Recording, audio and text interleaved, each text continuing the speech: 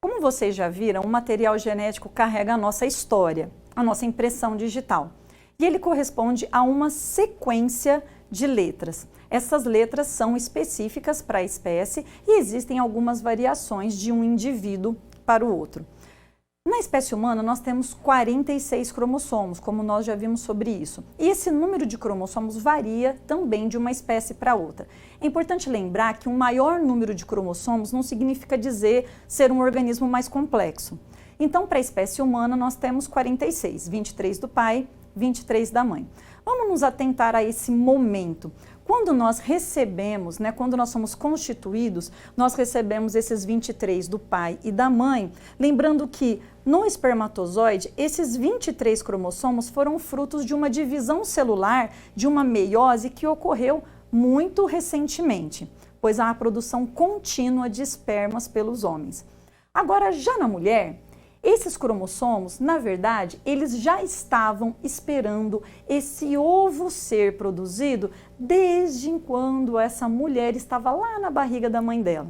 É isso mesmo, nós mulheres temos uma quantidade já programada de ovos. Estes ovos, então, passam por um processo de maturação, cada um naquele mês. Então, vamos entender um pouquinho. Nós já temos cromossomos, nós já temos um conjunto de células que começaram a meiose e a partir mais ou menos dos 11, 12 anos, as meninas começam uma das células serem escolhidas, uma de cada ovário, alternadamente, elas vão entrar num processo de maturação.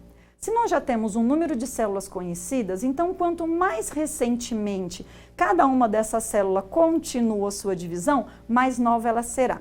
Então nós temos, com o passar do tempo, conforme a mulher vai envelhecendo, esse conjunto de células começa a ficar de certa forma um pouco mais velha. Um dos riscos que pode acontecer é que durante o processo de meiose, algumas dessas células não terminem a meiose de maneira muito adequada. Então, neste caso, eu posso ter uma alteração e aquele ovo passa, então, pode ser fecundado com um número diferente de 23 cromossomos. Então, vamos entender o que é isso. Isso é chamado de existem algumas síndromes relacionadas exatamente em função dessa alteração do número de cromossomos ou então relacionada com alguma alteração num trecho de material genético específico. Mas o que são síndromes? Síndromes é uma palavra que vem do grego que significa reunião. Para os médicos, para a área médica, caracteriza um conjunto de sinais e de sintomas que vão definir uma determinada patologia ou uma determinada condição. Então, nós temos, por exemplo, a síndrome do pânico, nós temos, por exemplo, a síndrome de Down, é um conjunto uma expressão usada tanto na psicologia como também na medicina. Agora, quando nós falamos em doença, é uma palavra que vem do latim, que é padecimento, significa que eu tenho um distúrbio das funções de um órgão, da psique, ou então de um organismo e, de certa forma, eu tenho um sintoma mais específico. Então, se está ocorrendo febre ou se foi, por exemplo, manchas, eu tenho algum sintoma mais específico relacionado com uma doença. Bem, à medida que eu vou dizer, por exemplo, que a gente começa a estudar as síndromes, nós temos que entender que síndrome não é sinônimo de doença. Então, no caso de uma síndrome, os fatores que vão causar esse sinal ou esses sintomas, eles nem sempre são muito bem conhecidos. Eu posso ter várias respostas sem entender muito bem qual que é aquela origem diferente de uma doença. E quando nós falamos em síndromes cromossômicas? Bom, nesse caso, a síndrome cromossômica tem que ser distinta, que nós temos duas formas. Uma delas é aquela síndrome que está relacionada com alterações estruturais dos cromossomos. O que é isso? Pedacinhos do cromossomo, eles são alterados ou eles são duplicados na hora que está ocorrendo a divisão celular lá no útero da mulher. Então, quando aquele ovo continua o seu desenvolvimento, pode acontecer do DNA apresentar algumas falhas. E aí pense que todo bebê, todas as células do bebê formado vão apresentar aquela falha. Então, a partir do ovo, que é a primeira célula formada pelo organismo vivo, da espécie humana, todas as demais que vão formar os tecidos, órgãos, fígado, cérebro, sistemas, todos os sistemas digestórios vão apresentar aquela mutação. Então, ele pode ter alguns prejuízos por conta disso. A outra forma de síndromes cromossômicas são aquelas relacionadas com síndromes numéricas. O que é isso? Ao invés de termos 23 cromossomos que vêm da mãe, nós temos, por exemplo, 24. Ao invés de ter um cromossomo X da mãe e um cromossomo X da mãe e um X do pai, eu posso ter 2 da mãe e 1 do pai e ter 3 cromossomos X. Pode ter 2 cromossomos X da mãe e um Y do pai. Então, essas alterações numéricas aí é quando eu tenho sobra ou alguma falta desses cromossomos. É muito importante compreender nesse caso que elas são diferentes de alterações congênitas, né? Alterações congênitas são aquelas que ocorreu uma mutação e não teve uma alteração na quantidade da estrutura, mas sim numa falha de alguma base nitrogenada. No primeiro caso, eu tenho uma alteração nos genes. Esses genes eles podem ser duplicados ou eles podem ser suprimidos, né? Então, já no caso, e nesse caso aí, ela não necessariamente ela vai ser transmitida de pai para filho, ou seja, algo congênito, mas ela pode ter sido modificada no momento em que o ovo, então, foi fecundado e eu tenho essas alterações na primeira divisão celular.